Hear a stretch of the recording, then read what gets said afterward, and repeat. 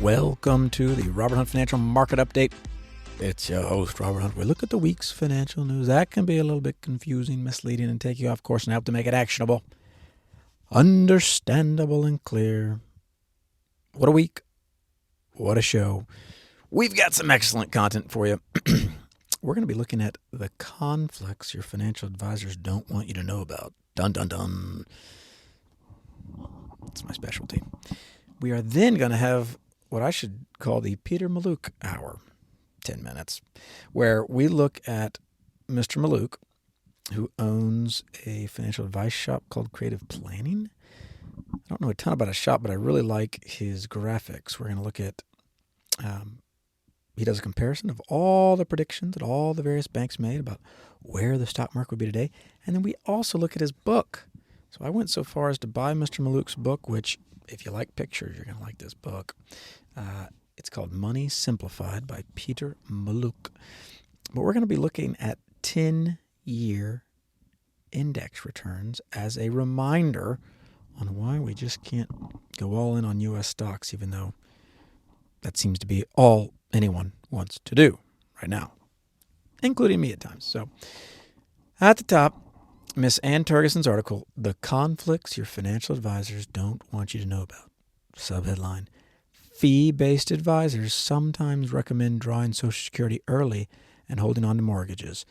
We got to stop and do some definitional work here because this is confusing even when I read it. When we talk about financial advisors, Ms. Tergessen is effectively talking about three groups of people.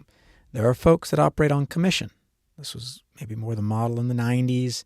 Certainly a few folks do it today, or the 80s, where, hey, if I make a recommendation to buy stock XYZ or investment product XYZ, you're going to pay me 5% of whatever money went in there. So if, hey, you spent $100,000 on stock XYZ, I get $5,000. That's my commission. So, listener, you can appreciate the conflicts of interest that exist in that structure. Turns out a lot of these quote-unquote advisors constantly want you to make purchases of this security, that security. They're churning you around because you show me the incentive, I'll show you the outcome. As Mr. Munger taught us, the more activity, the more remuneration for the advisor, the more money. So, second level here is this is what Ms. Tergessen's saying when she calls fee-based. She's really saying assets under management. So there was a sense of, hey, we went away from the bad old days of commissions. But then we transferred into this AUM game, assets under management, where we just charge a fee, since the name fee-based, a percentage of your assets. So if you have $100,000 and I charge 1% a year, I get $1,000 a year, no matter what, from the portfolio, and up and up and up as the portfolio grows, because as a percentage, I make more.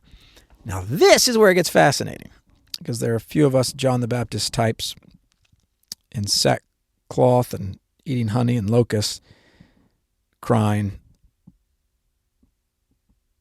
you lovely people who warned you to flee from the fees to come. They talk about us here too. I was honored that they would talk about my kind in here. But here's what she's saying. What Ms. Tergessen's article talks about is a quote. This Michael Finke, professor of the American College of Financial Services, he says this: fee-based compensation, again that's AUM, is generally considered less prone to abuse than commissions. But we're seeing some behaviors among fee-only advisors that also represent clear conflicts of interest. Bump, bump, bump. I've been saying it, guys, for my faithful listeners over years now. Thank you, Robert Hunt Financial Nation. You've heard me say it. Some of this is not so good. The AUM game, not so good for you.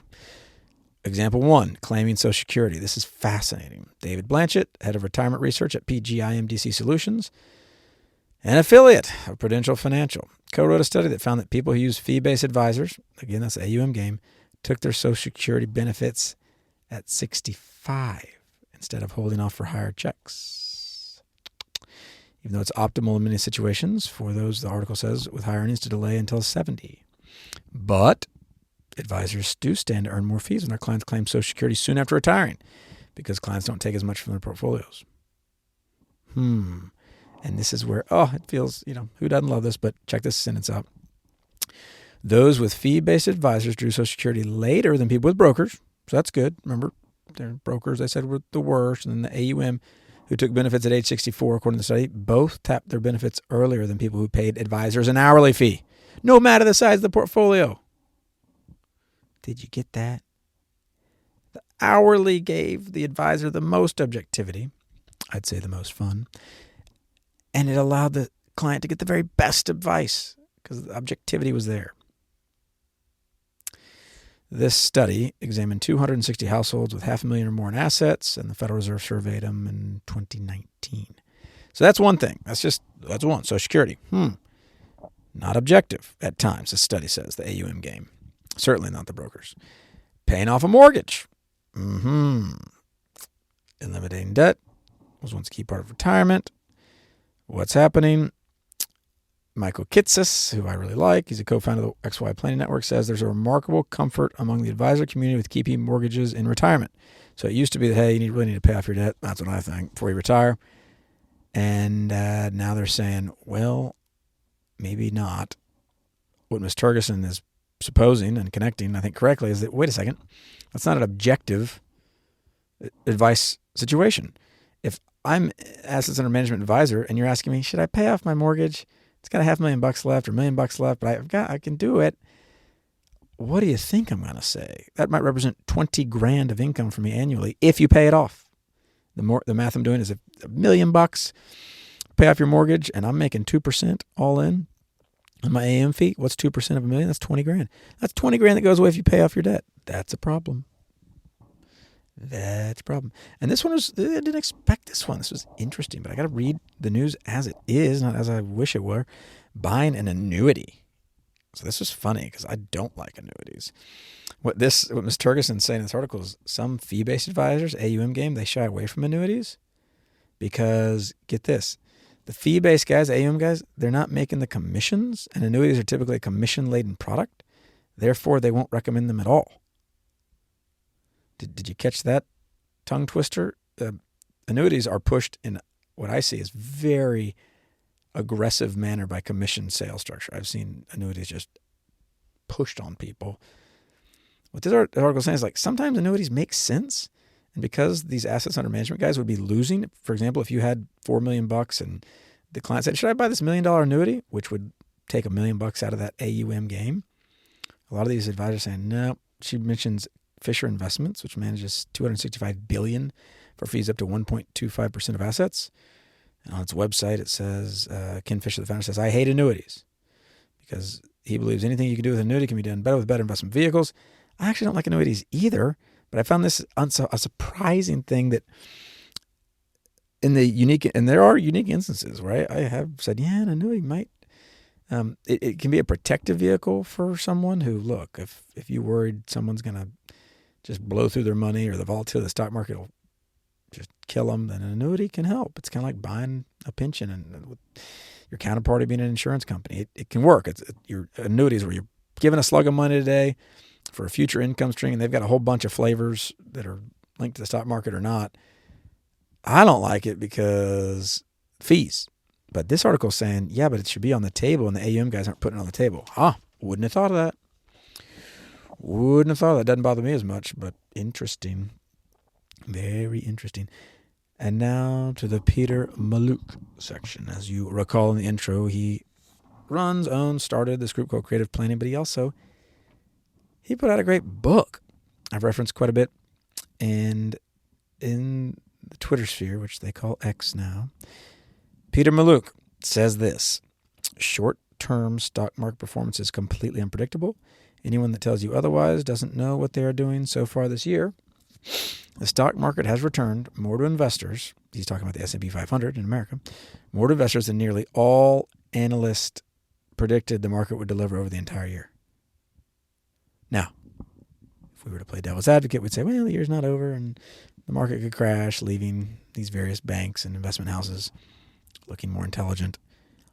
But the point still stands. And my point would not be that these folks aren't intelligent people. It's that they're just playing a game that is not worth playing. So this is the S&P 500, price targets versus current level. There was one group called Yardeni Research that predicted the S&P 500 at 5,400 Today, this is old data, but March 21st, the S&P is at 5241. Every other investment bank and bank incorrectly predicted to the downside what the S&P 500 would do in 2024. The most bearish group was JP Morgan at 4,200, all the way up. Morgan Stanley, Wells Fargo, a bunch of names that you don't care about, but some you do. Barclays, UBS, BMD, Citigroup, Deutsche Bank, Goldman Sachs, Oppenheimer, all predicted to the low side what the S&P 500 would do. And the point here is not, oh, wow, these people must be unintelligent. No, it's that none of us have the ability to predict in the short time frame what the market is going to do. What are the implications of that belief? I never thought you'd ask. Appreciate you asking. Whenever someone says, hey, I'm really not sure I want to invest, I feel like the market's a bit overheated, I'm going to stay in cash. In the short run, you got to say, well, why? I don't know what it's going to do. You don't know what it's going to do. What can be instructive about all these banks not knowing what's going to happen is they actually do have a bunch of teams researching this who have graduated from prestigious universities, potentially, including Texas A&M. They can't do it. So if the Aggies can't do it, what chance do you or I have?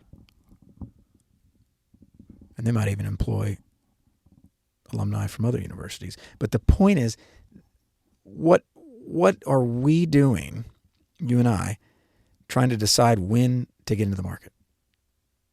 If there was ever a fool's errand, that would be it. And yet, I'll confess, here's the confessional, I am tempted regularly to feel like I have a sense for when the market is overheated, underheated, fairly priced, overpriced, underpriced.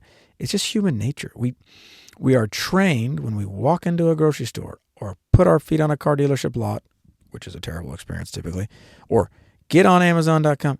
We have a sense, it's overpriced, it's underpriced. We're constantly being trained and making judgments based on that.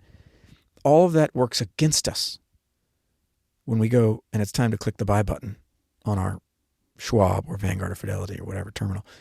All of that goes against us. We're using that same lattice work, that same understanding for, is this cheap? And it's not helpful. So paradoxically, the most effective means of investing is ostrich investing. That's a trademark phrase. Just invented it. It's investing whereby we stick our heads in the sand and just buy. Irrespective of what JP Morgan thinks or Goldman Sachs thinks or even Yardeni Research, who appears like they might get it right this year. It ain't worth sitting on your hands because that's what's happening. So a lot of people it feels like it's been a decade, but every year, even particularly post-COVID, even pre-COVID, here we go. Don't trust this market. Can't trust it. Wouldn't be prudent. I think Dana Carvey would say that when he was impersonating George H.W. Bush. Wouldn't be prudent. Can't trust it. For the old SNL fans. Push through that. Be willing to set up structures. I've had to do this for myself. Confession time. I have to set up structures for myself. Otherwise, I will fall into the trap of thinking I know what's going on. Now, I want to close out with a graphic. I know I've talked about it before, but the best lessons deserve repetition. Peter Mallouk's book, which I recommend. It's a great coffee table book, Money Simplified. If you're coming in for a meeting, remind me, and I'll break it out and let you look at it. Sometimes I give it away if I'm feeling particularly nice. The question is, and this I get it all the time now, why not just invest in the S&P 500? Like what in the world are we doing investing in other asset classes? And this is recency bias. That's the psychological term.